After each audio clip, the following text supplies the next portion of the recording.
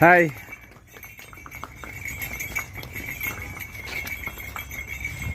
ഇതെന്താണെന്ന് വെച്ച് കഴിഞ്ഞാൽ കാശ്മീരിൽ കാലാവസ്ഥ മാറുന്ന സമയത്ത് അവർ ഒരു സ്ഥലത്തു നിന്ന് വേറൊരു സ്ഥലത്തേക്ക് പോകും.